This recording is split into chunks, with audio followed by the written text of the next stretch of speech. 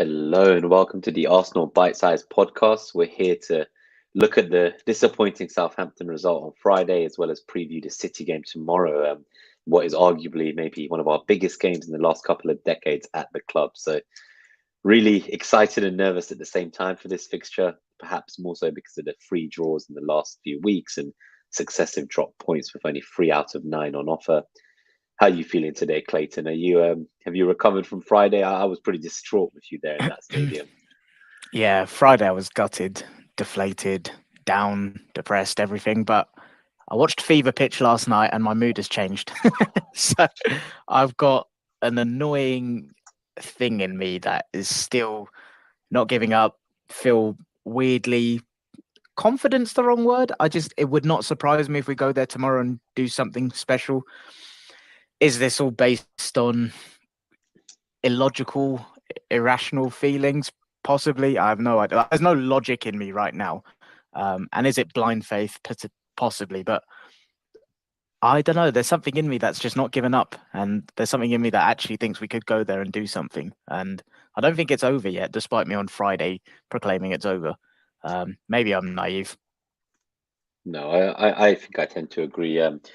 Obviously, the whole world and their mum thinks that City are going to slap us tomorrow, but I have a bit more faith in that. I have a feeling we might surprise a few people. The other times we faced them this season, I think we did quite well. And even though we lost 3-1 at home, I think it was a couple of individual errors in the second half. Up until then, we were pretty good. So I'm still maybe blindly optimistic, as you say. I don't know if it's just hope, but I don't think that they're just going to come and beat us. I don't think it's that easy. So I do No. think we'll put up a fight, and I'm sure we'll Do you talk know about what? it more in the preview. You know what it is with Arsenal? It's like whenever we're down and out and like everyone thinks we're done, we do this. We just come out with like this mental result. And like last year, top four race, we went to Stamford Bridge. Everyone, including myself, thought, oh, not going to get anything. Bang, went and won there. Obviously, 89. Like I know I joked about Fever Pitch, but like if you look at 89, how we did that, we dropped points in games we shouldn't have. Went and I don't know, neither of us were alive, but obviously we've all like kind of gone back and watched all of the stuff and been told about it from the older generations and stuff. And I think the FA Cup final, like when Mertesacker came in, hadn't played at all. He came in and absolutely bossed it in 2017. There's something about this club when we're up against the ropes, we do come out swinging. Like I genuinely believe that. And yeah, I don't know. Obviously, we have to kind of touch on Southampton, so let's do that. But I'm looking forward to getting into the City game because I don't think we're a write-off. I really don't. And like I think it's normal to feel down, nervous, like a bit not confident about things, but there's just something in me that is so illogical that I just can't quite explain. But I feel like we may surprise people.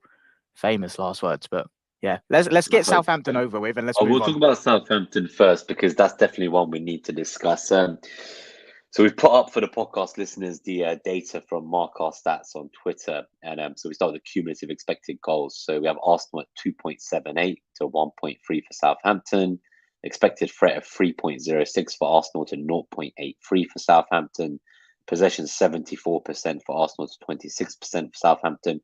88% field tilt to 11% field tilt, and defensive action height 57 to 34. Obviously, the game ended 3-3. It started pretty horrendously, like less than a minute in, with Ramsdale basically trying to pass the ball out and just they nicked the ball and scored. So that was a bit devastating. And it just felt a bit like, why does this keep happening to us recently? Like, what Yeah. is it that's causing us to make these kind of lapses of judgment at these key moments at the beginning of games? I think we had it in one of the fixtures. Was it Bournemouth? They scored within Yeah, like a minute as literally, well. it was 10 seconds, Bournemouth, 10 and then seconds, I think it yeah. was it Leeds where they didn't score, but they had a They had chance that early chance on. right So at the beginning. Exactly. That's what I mean. So they didn't score, but they still had that chance. And Ramsdale just about saved that. So, you would expect that with the number of goals we've been scoring, especially in a game like this, with what the data shows, that you can't not be winning these kind of games. So I don't think you can kind of fault us for our lack of attack. It's more, where are these goals coming from? So I think the second goal was quite nice from Southampton, but the first and third goal, I just felt like they were just sloppy from us, both of them. We were just like, I don't know what we were playing at basically. And did you notice? Obviously, Walcott scored typical Theo Walcott goal, but I could see he wasn't looking He to looked a bit. celebrate. He looked a bit gutted. Like, He didn't he? Did you? Is it just me? See, I thought I've not said this to anyone else because I thought it was just me, and I thought I was being like nuts about it. But I was listening to Arseblog, and they said a similar thing. So maybe it wasn't just me who felt this way. But there were a few moments when he had the ball, and it looked like he could really hurt us. And I kind of feel and he like he kind of kind of passed it made back. mistakes, like he fucked up the play in a way. And I almost wonder if he like subconsciously didn't want to fuck us up. Like, honestly, I'm not joking. I felt like he was just fucking up a little bit. Like it's almost like he felt bad. I don't know. That's embarrassing for us, man. So in the game, I didn't notice that, but I've seen a few people saying that. Yeah, I don't. I'd be surprised, but considering he literally went and scored. But yeah, I don't know, man. I think that the first goal just changed the whole complexion of the game, right? And I think for me, my annoyance was more, okay, we're one. What put it like this, and I think I can't remember if I said. Obviously, we were sat like a couple seats apart from each other, but Yeah, excuse me, I can't remember if I said it to you or my friend Andrew, who was sat next to me. Like, the first goal goes in, fine. Like, okay, that's crap. Like, it's very crap. But it's Southampton, they're bottom of the league. I didn't think we needed to then go completely erratic. Like, we need to score straight away. Like, I just thought that goal has happened in, what was it, 30 seconds? You still got yeah. 90 27 minutes of. seconds. Yeah, I think you still got 90 minutes of football to score 2 goals. Are we good enough to create and score 2 goals at home to Southampton and win this game 2-1? Yes. So what I didn't get was I felt like the goal went in, and part of it was the crowd, like the nerves, the tension. Like you could see the players, they're like a bit stunned. It's like, it's chill. Okay, it's not chill, but it's chill. Relax. It's happened. Reset. Just pretend the game started again. And I I felt like didn't get why we were playing like there was only like we were playing 10 like it minutes was the left. last minute of the game. Yeah, Yeah, like from the from the very first. beginning, it felt And like I that's how we didn't were get playing. that. Like that for me dictated the rest of the game, the way we then went and approached it. And like we just went so gung ho and erratic so quickly. And I just thought if we just played our patient game, take this thing out of it, control it, put them like pin them in, which we did do, but we were doing it in an aggressive way. Like I think we've shot ourselves in the foot, in my opinion, with how we did it. And I think a lot of that is psychological because they've got the last 2 results in their head. I'd firmly believe that. Yeah, I think if the last 2 results hadn't happened, they don't go and affect that game state the way they did against Southampton. I think they'd be like, chill, all right, let's just keep the ball. We'll score 2 goals, probably more. And that's for me what was the most disappointing thing. And I think as a result of it, that's why I look at like their second goal, like the amount of space they had to pick out the pass. Like for me, that's a result of us. We just went for it so we were early. so aggressive. Yeah, Yeah, a we bit too aggressive. we were not being pragmatic. Like obviously the first goal, as you say, was a bit of an error, and it was an attempted pass out from the back to Yeah, Ramsdale. He didn't what spot was he doing Alcaraz. though? Like my Yeah, I don't God. know what he was thinking. Now obviously at this point, like thankfully Martinelli provided us some hope, right? And just before we went into halftime, I think it was. Did he score? Was it right before Uh, halftime? yeah, it was. Yeah, And it was 2-1, right? But then they went back and dubbed, but they went back to 3-1 up in 65th minute. So that's where they went and got another opportunity. So Coletta Carr, I couldn't believe that. Obviously, at half time, we saw they shifted to a back five as well, 2-1 up, and changed their system. And it was just like they weren't really going forward much in that second half. But that one time they did go forward, for fuck's it sake. was the set piece. Yeah, Yeah, it was a set piece. So I think it was Ward Prowse swung over a corner, flicked on by Bella Kotchap, and Coletta Carr just headed the ball past Ramsdale. Um, yeah, Now, I think what really hurt me, right, was there was a few golden chances that fell to Jesus. And yeah. looking at it, I kind of think when it was 2-1, had he scored to make that 2-2, I think we'd go on to win that game. But Agree. he didn't convert it. They then went on to get the third goal.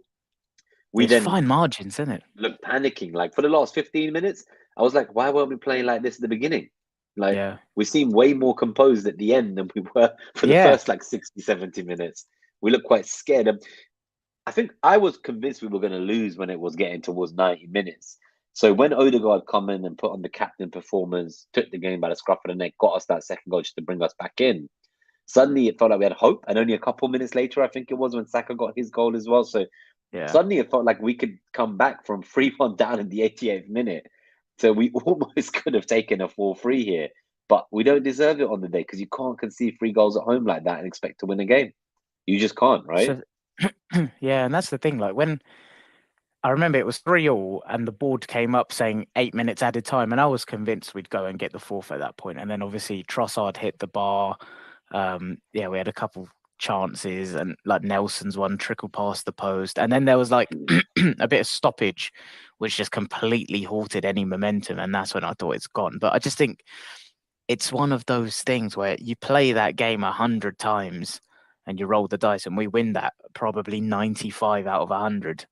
And it's that first mistake. And that's the thing. It's frustrating because, in my opinion, that first mistake completely changed the whole game, and it was self-inflicted. Like, it wasn't like Southampton were good. And I actually thought their structure and pressing was quite impressive, actually.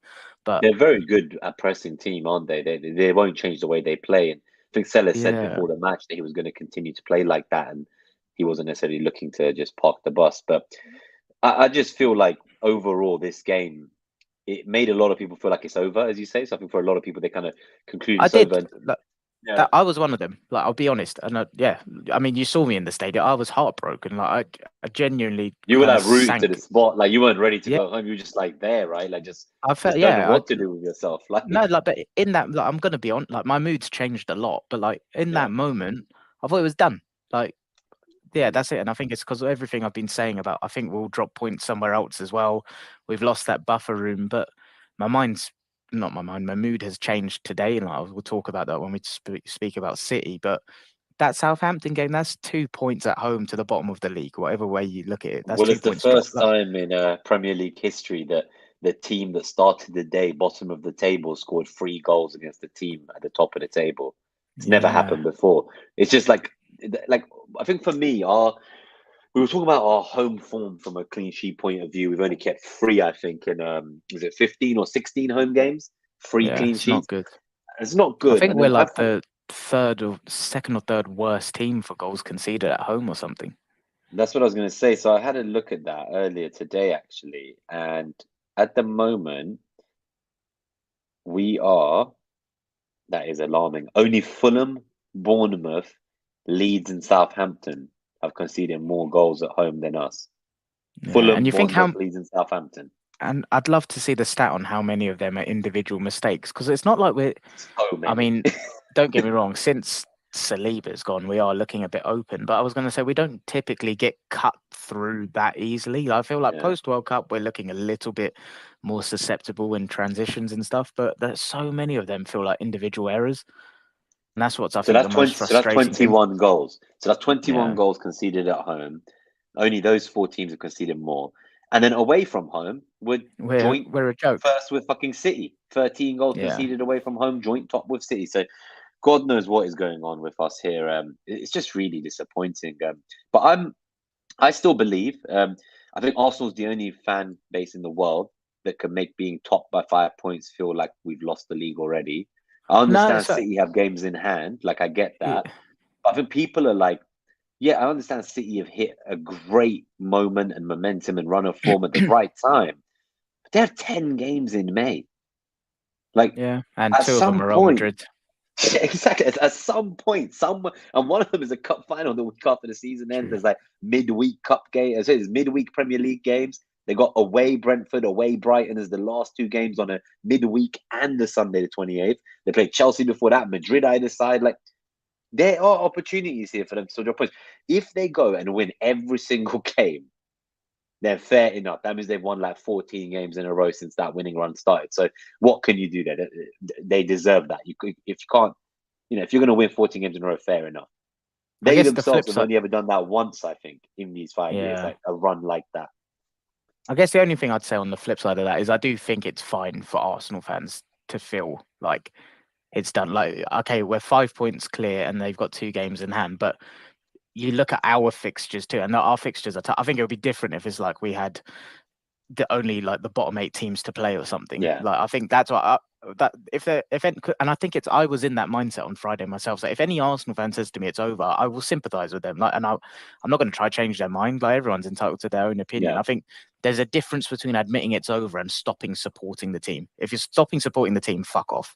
Like, that's it. There's a difference. Like, I think you can admit and feel it's over, but you still get behind this bloody team every single game that's left. Like I think that's the main that's thing. the So I had difference for people me. messaging me when we were 3-1 down, or even when we were 2-0 down, saying they were going to leave and stuff, and they weren't going to stay in the stadium. And I was like, We saw what? it in it. We saw it in the Yeah, stadium. These that's what fucking I assholes mean. that would leave. I was like, fuck off, man. It's a Yeah. Friday night. It's not even like this was a Friday night fixture. Like this is the one time when I don't sympathize. If you got to leave and 2 minutes makes the difference of like a 2 hour extra journey to get out to wherever you live, fair enough. But on a Friday night, after the season the boys have given us and given us a reason to believe again and something to support again after all this time playing some of the best football we've played in decades, and to just give up on them and not support them and to like be with them and give them that energy to keep going.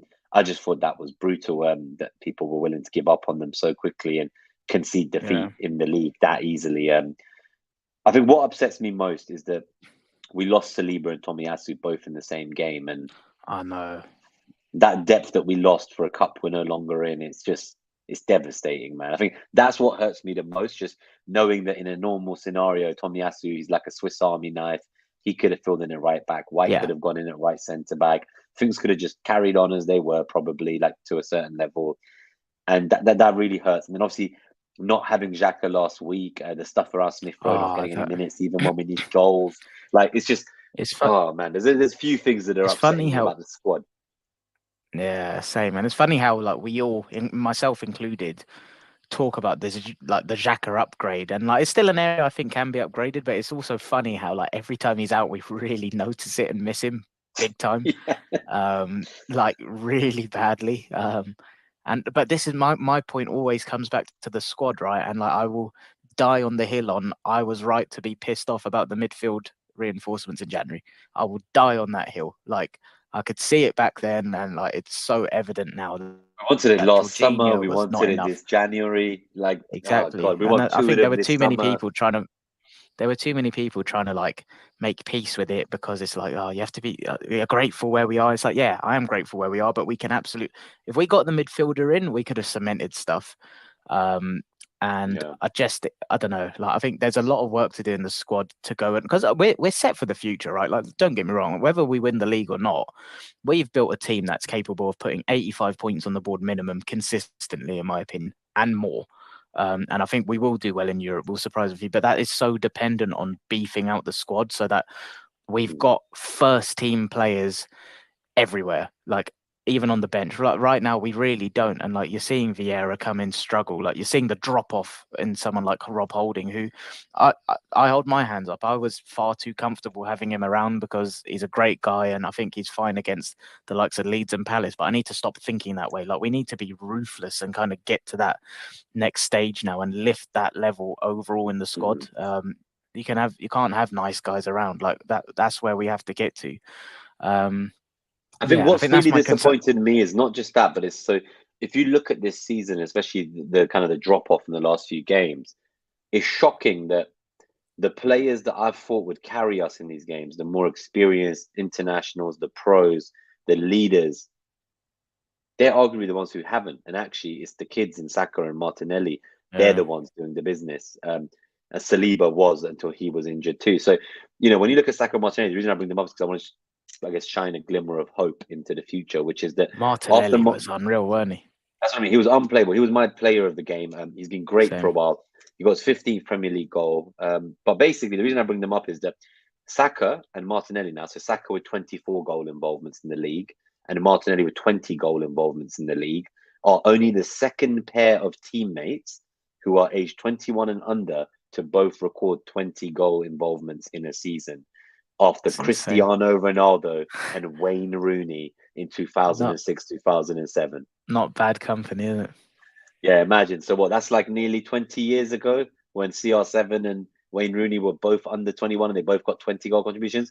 These two, Bukayo Saka and Martinelli, protect them, sign them up, keep them for fucking ever. Let them retire, and I believe they will bring us trophies. They will bring us UCL for the first time. They will bring us the Premier League again. I believe that. Honestly, I texted my friend last year saying Arteta's going to win us the league or the Champions League in the next 3 years. And like I think you mentioned it last week about Willian's thing, right? Like I'm Yes. convinced. Like okay, there's so much variation and variance in whether you go on and win things, but we will be consistently challenging. I've got no doubt in my mind. And it's just Yeah.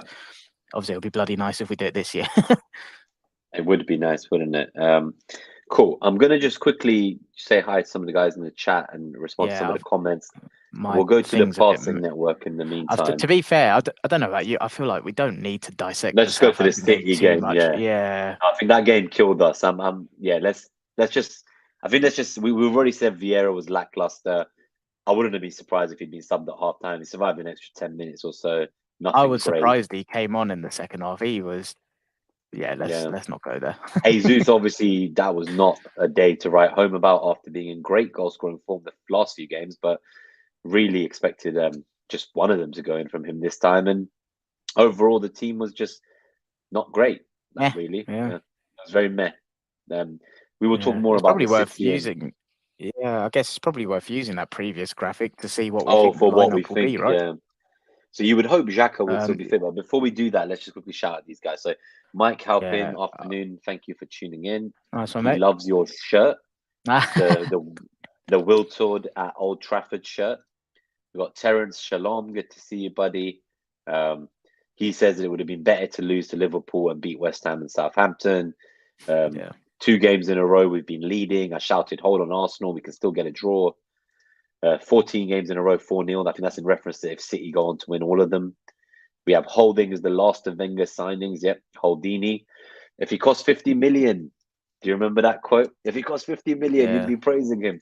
He costs 2 million though. But and Dream Team Professor, afternoon, buddy. Good to see you. Hello, mate. So we just wrapped up the Southampton chat. So we're going to leave that behind. Ignore the score ratings. We're just using the lineup slide to predict what we think the lineup might look like. So do you think that in the biggest game of a few decades, we try to go in with a new system, like having not practiced it in any of the prior games No. leading into this? And no, you don't think so? There was talks of Partey dropping into the defense, Jorginho coming into the midfield. There was another alternative I read, which was using Saka and Martinelli as wing backs in a back five. Apparently, we've been, trying a back three in training. I think that's a load of bollocks, to be honest. I think people are confusing what they want with Yeah. what they think we'll do. I think there's a big difference. There's a huge difference between what we want to do and if you just see the evidence of what Arteta's done, he doesn't go and make drastic changes. I think he's just gonna obviously look the elephant in the room, Rob Holding, right? Like, and the effect that has on the people around him. I just think he's gonna try tweak things around that, and I think the system's going to stay the same. I think the only thing he may end up tweaking the system is because if Xhaka's not back, and I think what he'll do is I think he'll kind of go for like a Jorginho in there, and kind of I try not to go formations with us because we know we don't play in formations, we play in like roles in areas of the pitch. But I can see him getting the skill sets in there of the Partey, Jorginho, and Odegaard, and try and make that work. And it probably won't be like 2 8s and a 6. It will probably be more of like a double pivot and Odegaard as like a fluid 10. That's something I was wondering. Like, have we considered a double pivot to just like shore up shop a bit if we're conceding so much? If Xhaka's out, I'd rather do that. I'd rather do a double pivot with Jorginho and Partey if Xhaka's out than try these back threes and all these random ass formations. Yeah, if Xhaka's fit, I think we're going to play the same way we play, same system. I think he's going to go for it and he's going to go there to win. He's going to go there to win the game. And I think he'll try rotate Gabriel's and Holding's roles a little bit. So like what we saw when Holding first came into the team, he's front foot, aggressive, that's it. Like he doesn't need to do too much. Just play your daft football. Go in, stick to Haaland, clamp him, get the ball, pop it. That's it. Gabriel will sweep, take all the pressure off. And I think that's what he'll do if Xhaka's fit. I guess so my question is, what happens if we get in at halftime and Holding's on a yellow card? What do we do then? Who do we bring on? You can't really think about that, right? Like you can say that in any game about like he's gonna have a yellow card. So let's just say I don't know. Like you don't know that. Like what you we'll don't come know back that. in like, the review of this game. He will have a yellow card. I promise you. No, but that's completely. There's no way Holding isn't getting a card in this game. But that's not. You can't you can't plan and preview games like that, because otherwise, like, you could just say But that as in, about I'm saying anyone. we're gonna have to change this, and we don't have anyone to bring on if we do. So it's more that worry. Normally, in the past, there was someone we would bring on, but are we going to bring on Kivior, a second left-footed centre back, to play in a position he's not played for us against City in the biggest game of our season? So my fear I here just is think that you, what do we do? Like, is there? I guess it's more of a hypothetical.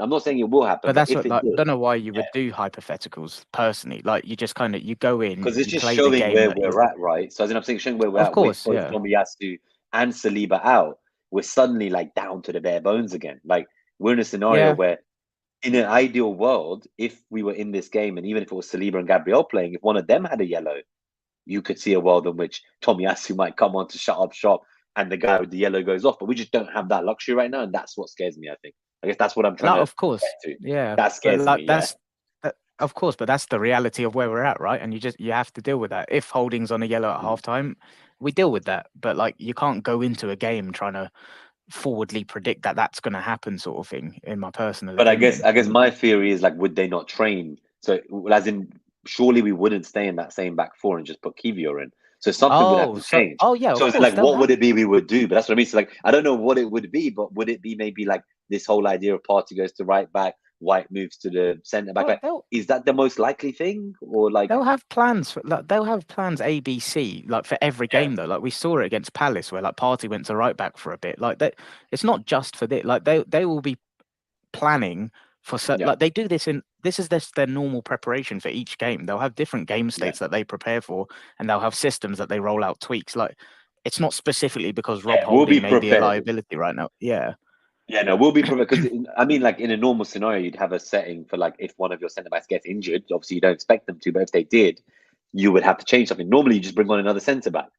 Currently, we don't have that luxury. It feels like, Yeah. which is a bit depressing. I guess the reason I brought up all the system changes, and I'm really keen to talk about it, is because what's worked well for us this season is attacking, and even in these last three games, which have been quite disappointing, we have been scoring a lot of goals.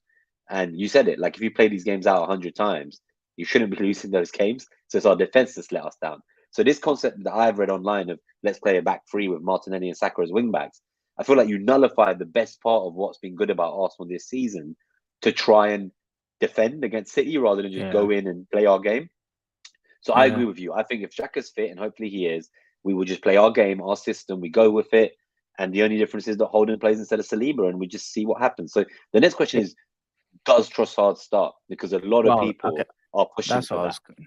That's what I was going to ask you. So if Xhaka's not fit, what do you think he'll do? Do you think he'll go, like, obviously Trossard came in that left 8 role? I thought he did all right.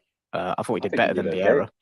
I thought he did okay. I would rather he started there than we didn't play Jesus at all. I think for me personally, there's something about Jesus and Zinchenko playing City and wanting Yeah. to almost like there's just something there, right? Like they want to prove that it was a mistake of City's to like not stick with them, kind of thing.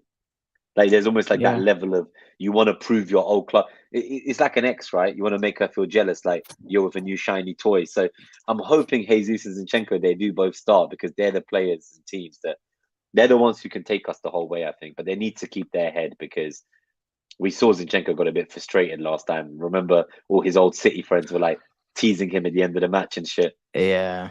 He's a very emotional bloke, isn't he? I'm not going to lie. It's something I'm not the. I like the passion, but like, I think I'll get pelters for this. But basic, okay, I'm going to say it right because I said this to my friend pre-match. Basically, you know the Angel song that we play pre-kickoff. Like I saw Yeah. Zinchenko like going around singing it and stuff. I was like, "What the fuck are you doing, man? Just concentrate on the game." Like, and I'm putting it out there. I don't know why it pissed me off seeing that. I'm going to get pelters for that. I get it's who he is, but I was just a bit like, fucking concentrate on the game. Like, I don't know. Like the song is for us to sing, not the players. Like, get your head down Yeah. and fucking concentrate. So I'm just That's having a my look, by the way. that's So my this is weekly dat opinion. so Terence asked which teams have beat City this season. How did they do it? Just having a look. So Brentford, on I remember August, beat them. yeah, so August 21st, Man City drew 3-3 at Newcastle Stadium. They drew 1-1 away at Aston Villa. They Everton, Brentford. they lost 1-0 away at Liverpool. They lost 2-1 at home to Brentford. Yep, 2-1 at home to Brentford. They drew 1-1 at home with Everton. So this is what I mean. So Right. they lost at home to Brentford. They drew at home to Everton. So some of these fixtures that we're kind of beating up the team about, they got knocked out 2-0 in the cup against Southampton. They lost 2-1 at Old Trafford. Anything else here that we can say? Tottenham beat them at Tottenham Stadium 1-0. They drew at Forest 1-1. The only thing I'd say there's some now, games here then. Yeah, sorry, go on. the only thing I'd throw out that is like now that was when Pep was doing some weird shit with the team. Like they were chopping and changing a lot, and I feel like the last 2-3 months they've fallen into this system where it's just they're a well-oiled machine, and they're just they're not. What's the word? They can be beat. Like we can go there and win. I'm telling people that like we can do it. That's what I'm trying to say. Like I think they're centre backs, right? So they are slow. They're not very mobile. They're playing a defense, which is basically they're playing 4 centre backs. Aki, their best 1v1 defender, who's been in incredible form this season, is hopefully not going to make it. Yeah, it sounds like he's out. Right. I don't think he'll make it. And if he doesn't, Laporte's been out of favour all season and played like 1 game in the entire Prem, 1 match. Yeah. I think that Saka can go and violate him. I think Martinelli can go and violate these guys. I genuinely believe our team has this. And I know it's hard to be optimistic, Terence. I know it's hard to be positive. But I just think that what Mike says is a really solid point, which since Saliba's gone out, our goal difference is the same. We've conceded more, but we've scored more. So we've gone from 2.1 to 3.1 goals.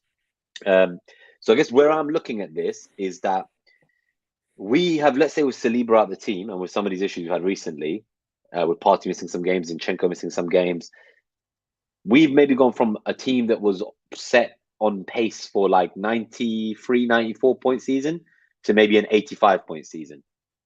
In most previous years, that would win you a fucking league title. And that's why I was saying I found the meltdown insane, because this is a team that no one even predicted to be in a battle. Here we are going toe-to-toe till the end with the most defining game tomorrow.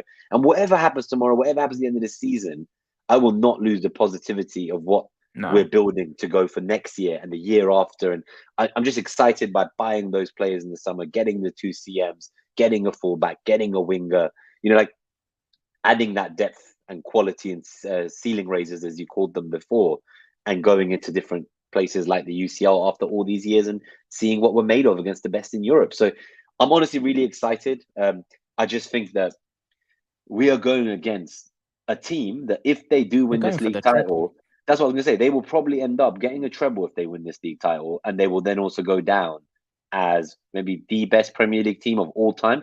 That's who we're going to toe with in the first year of trying. Yeah. So I just think it's tough for us to manage those expectations that we've been top the whole way through. It's made us feel like we didn't want to believe. We wanted to wait till the end.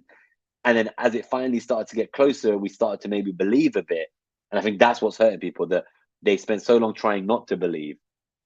And they didn't want to be top because it gave them hope. It's like we don't like being chased and looking behind our shoulder. But this is what it's like. This is what tower challenges are like. And you have to go to your rival stadium and you have to fucking beat them. It's squad depth, though, right? It's the similar trends to last year. Like we didn't miss out top 4 last year because we bottled it. We missed out because of injuries and the depth that let us down. And even this year, I don't think we're going to, if we don't win the league, I don't think it's going to be a bottle job. I think Southampton, in my opinion, was a bottle job. I think we completely shat the bed. But the overall context of everything, I think it's depth. Like we don't have an adequate replacement to step in for Saliba. We don't have another left 8 that can come in and slot in, do a job. We don't have another top centre forward. We don't have another. Okay, Trossard's great, but like we could do with another top wide forward. If you look at City's squad and look at ours, we're trying to win the league with a team. They're trying to win it with a bloody squad, and that's the We've difference. got a fantastic 11. I think that's what I would say. So we have got a great 11. Like our 11 is fantastic, but an 11 doesn't get you through a 38 game championship. You need everyone to pitch in. Just something I want to add before we go to like score predictions on just the game and stuff. Like if you look at the teams we've recently dropped points again, like Liverpool, West Ham, Southampton, like there's trends in those teams. They're very powerful, fast, counter-attacking transition teams, right? City are more controlled, and I think that suits us more. I think where the game is a chess match and there's a level of control, that brings out the best in us. I actually believe that. And that's what I do think. What you said about some of their weaknesses, I absolutely believe we can exploit that. And I think this is my biggest thing I always talk about, and I feel like it's become so prevalent with Arsenal, is if the game turns into a basketball game, I'm nervous. Keep it as a chess game, I'm relaxed. Like if there's a level of control in the game that the opposition also brings, I think that benefits us so much more. So it's like if City were this like 100 miles an hour chaotic team, I'd be absolutely shitting my pants. But not that I'm not. I just where the game is where there's a game where there's a level of control, and we are phenomenal under control. You're going to have Zinchenko and Partey tucked in next to each other, hopefully, Odegaard, and then popping it off to the wingers, like you said, exploiting their weaknesses. We can definitely get joy there. We absolutely I'm can. And just just I'm just looking at Aki because I'm seeing if there's any new quotes about him. So on April 21st, which was 4 days ago, it says he's not ready for tomorrow. So that was the cup game. I yeah. don't know the damage. This morning or this afternoon, they will make the final test to know exactly what he has. Potential return is flagged as no return date. Condition is flagged as currently being assessed. Status is ruled out. So this is on premierinjuries.com. And now I'm Yeah. looking to see if there's any new pressers from Pep. I don't know if there is a presser today at some point. I think Arteta's already done his. I Okay. don't know if you've seen anything from it, but I'm sure someone No, mentioned nothing. Arteta had done his presser. So I wonder if Pep has also now done his presser. And there's a guy, Combe Hayes, FPL News or something. I'm just checking if he's tweeted out any news from either Arteta about Xhaka or from, so Arteta on Xhaka availability. Granit has been out. Hopefully he will be able to train today, but he's still a doubt. On the other team news, the rest are okay. And he says Arteta on Saliba injury. I'll leave that to the doctors to explain it. We are preparing for this Man City game without him, and the next game, Chelsea, obviously, it will also probably come too soon as well. I think his season's done, but it sounds like it. But Granit Xhaka, he's hoping he will train today, and that will be his first training to then start tomorrow. So that's touch and go. That's worrying. So if if he's not fit, let's actually make a prediction. What's your predicted team if Xhaka's not fit? I think Trossard for me where Vieira was, and then the rest of this 11 that we have right now on screen. So I think he's going to bring Jorginho in and tweak the midfield a little bit. That's what I think he'll end up. Maybe. Yeah, I think he'll do that. I'm just looking for Ake injury. Let's see if there's any news from my. Oh shit! What does this say? Oh no! Why do I hear the words boost in this article, bro? Man City get injury boost ahead of Arsenal with Ake update expected. But what's the boost? I think it's just a clickbait article on Football London. Yeah, let's not do that while we've got people watching live. Yeah, no. So I think they're saying okay. Nathan Ake, right hamstring injury. Timeline depends on this. That's the thing. He literally did his hammy. Like, how can he be back? I remember watching that game against Bayern. Like, yeah, hopefully he's out. I think he's gonna. I think this game will come too soon. But yeah, overall though, it's hopefully he's not in because he is, I think, the best defender for them on form this season. He's been fantastic, and I think we could definitely do without him being in there. So in terms of score predictions, what are we thinking? So we've got some in the live chat. We've got Terence going for 2-0 Arsenal, inshallah. So don't know about the clean sheet, but we do keep more of them away from home, right? We've only conceded 13 goals away from home this season, right? Joint tied with City. So let's see. Score predictions. These are the last, 35 matches against City? They've won 20, we've won 6, we've won 9. I need to stop including these. Like, they're literally so pointless. Southampton ones are bad as well because we barely beat Southampton either. Fucking.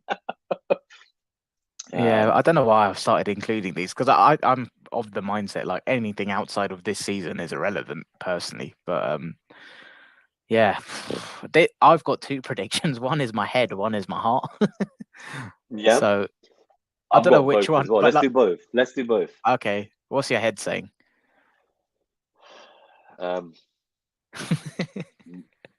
So everyone on the timeline is saying 3-1 Man City. My head is saying Holland against Holding. last 3 results. My head is saying 2-2. Interesting. Okay. My I head's think saying. we've got to not lose, basically. So, and I think the players know that we lose, and it's probably Okay. So what's your heart saying? My heart is saying statement victory, and me standing on the roof screaming till my voice goes out and fucking sending shots at everyone who's been cussing Arsenal for the last week, calling us bottlers. Don't. If we That's win, my don't heart. speak too soon because we'll go fucking Yeah, lose then to we've got Chelsea. other games So to don't... go. Yeah. No, I'll hold it until the end of the season bus parade if we win. But So wait, no, I think what was my the score? heart would be. My heart is like looking like I'm talking wild shit. Like I'm talking like scoring 4 goals at the Etihad levels, like Wow. 4-1 kind of level. That's what my heart is Raw. craving for. Like, doesn't seem realistic though, Okay. does it? No, well, so my head is saying 2-1 City. I think it'll be a tight game. But just they may have too much for us. But my heart is similar to you, like statement victory. And there's this weird narrative my heart's conjured up where like we shut off the space and like we press Haaland as a group, and it's not just Holding versus Haaland. And like, I've got all these weird little scenarios, and we get some joy on the break. Like we nullify them with we're packing out the middle, leave. Yeah, I don't know. I've got these weird narratives going on in my head, but like, yeah, in my heart, my head 2-1 City, my heart 2-1 Arsenal, and I don't know. They say trust your gut, right? So fuck it.